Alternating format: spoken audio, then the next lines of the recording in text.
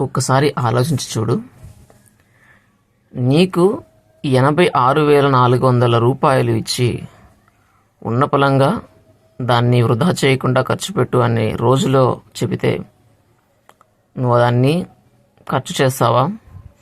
ఒకవేళ దాన్ని ఖర్చు చేయకపోతే మరుసటి రోజుకు అది రాదు, మిగలదు అని తెలిస్తే దాన్ని ఖర్చు చేస్తావా? సద్వినియోగం చేసుకుంటావా లేక దుర్వినియోగం చేసుకుంటావా?